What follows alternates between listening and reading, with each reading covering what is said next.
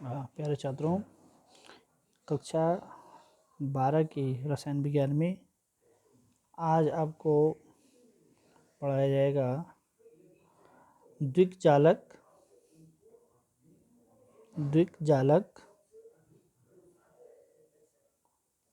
तथा इकाई सेल। पहले चैप्टर में ही यह क्रिस्टल के बारे में, सॉलिड स्टेट के बारे में आपको बता रहे हैं। और इसमें आता है द्विक, या इसको हम कहते हैं space lattice and unit cell. बहुत इंपॉर्टेंट है ये, एक नंबर के ये आता है, इस साल भी आए थे ये। सबसे पहले द्विक क्या होता है?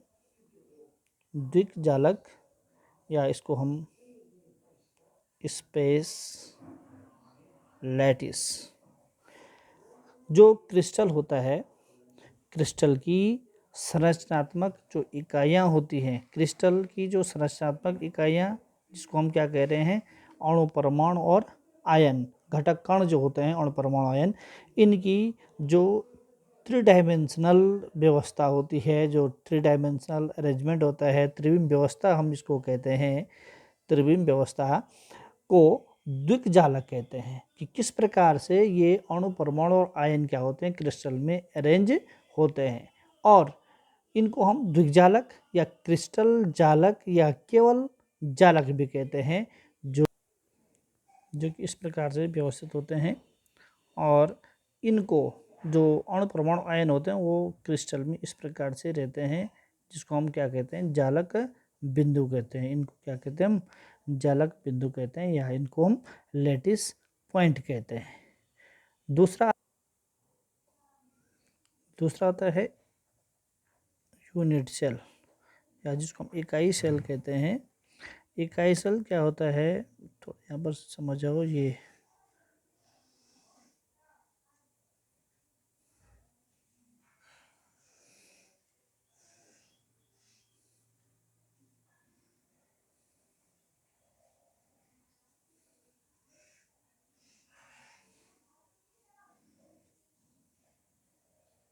जो ये है, इसको हम यूनिट सेल कहेंगे। यूनिट सेल क्रिस्टल का वह सूक्ष्मतम जालक बिंदुओं का त्रिआयामी समूह है, जिसकी त्रिआयामी पुनरावृत्ति करने पर हमें क्रिस्टल प्राप्त होता है। हमें क्या होता है, क्रिस्टल प्राप्त होता है, या संपूर्ण क्रिस्टल जालक प्राप्त होता है। इकाई सेल किसी क्रिस्टल की ये सबसे छोटी लाक्षणिक इकाई होती है।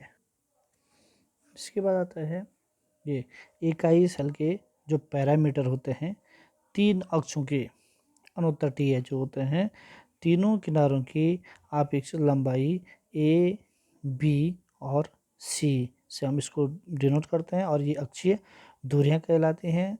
दूसरा, किनारों का युग्म जो होता है बी, जैसे ये है बी और बी सी, या बी और ए हो गया, या सी और ए, इनके मध्य अक्षीय कोण अल्फा, बीटा और गामा से हम इनको डिनोट।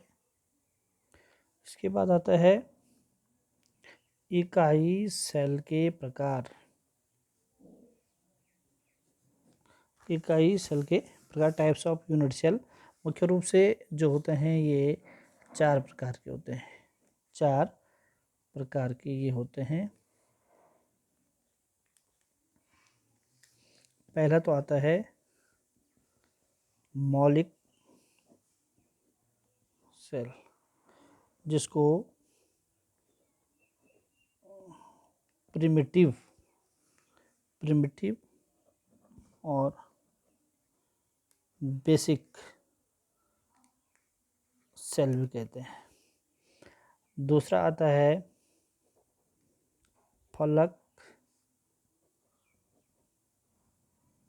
केंद्रित सेल। फलक केंद्रित सेल, या इसको कहते हैं फेस सेंटर्ड यूनिट सेल। तीसरा अंतः केंद्रित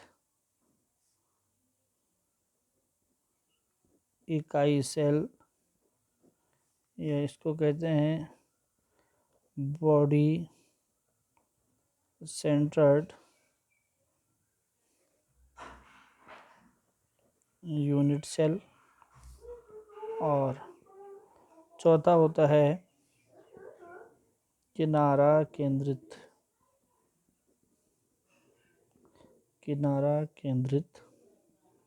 या अंत केंद्रित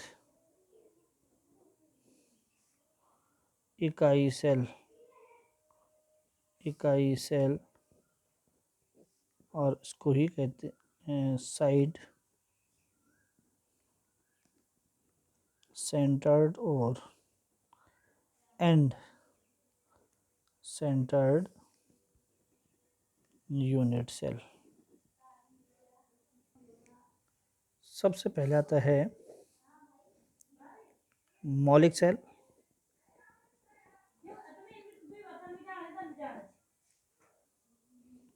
सबसे पहला आता है मौलिक सेल, प्रिमिटिव, या इसको हम बेसिक सेल भी कहते हैं।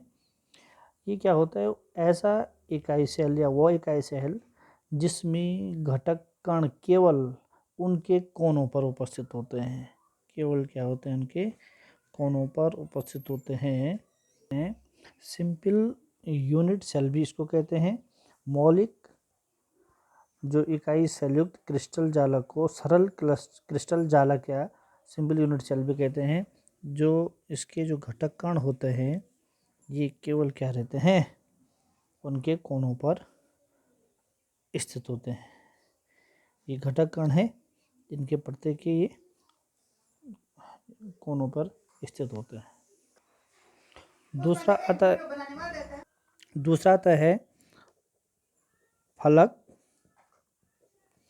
केंद्रित इकाई सेल, जिसको क्या कहते हैं? Face centred unit cell. Face centred unit cell, इसमें क्या होता है?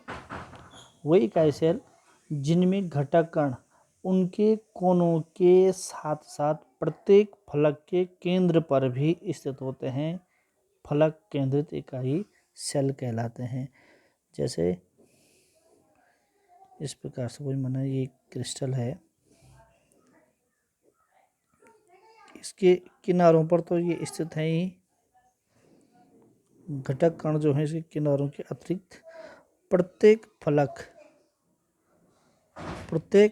पर भी क्या है? ये स्थित है। इसको कहते हैं फलक केंद्रित इकाई सेल। तीसरा आता है अंतःकेंद्रित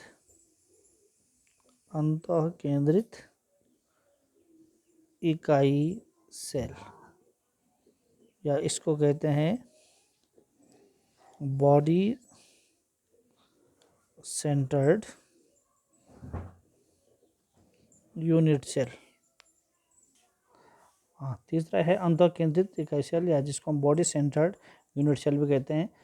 वही इकाई सेल जिसमें घटक कण कोनों के अतिरिक्त केंद्र पर भी स्थित होता है, अंतःकेंद्रित इकाई सेल कहलाता है। जैसे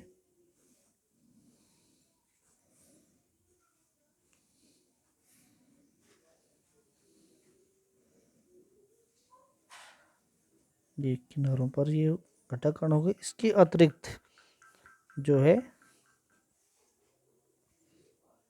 इसके केंद्र पर भी स्थित होता है, और केंद्र पर ये स्थित होता है। इसको हम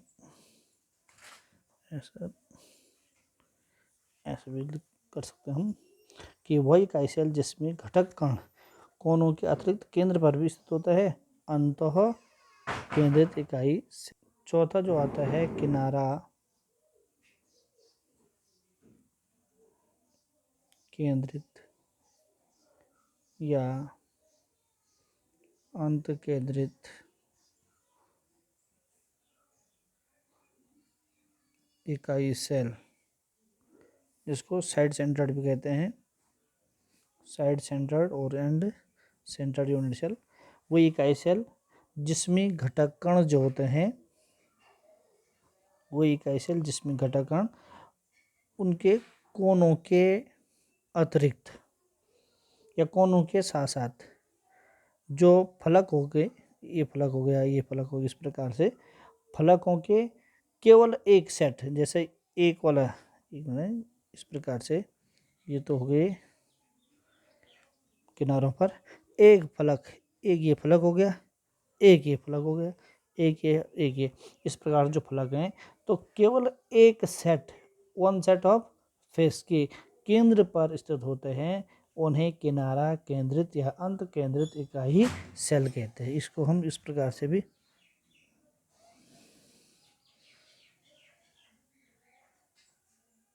ये इस प्रकार से किनारा केंद्रित या इसको अंत केंद्रित इकाई सेल कहते हैं। इस प्रकार के जो इकाई सेल होते हैं केवल विषमताक्ष और एकंताक्ष, जिसको हम क्या कहते हैं, ऑर्थोरोम्बिक और मोनोक्लिनिक तंत्रों में ही ये मिलता है किनारा केंद्रित।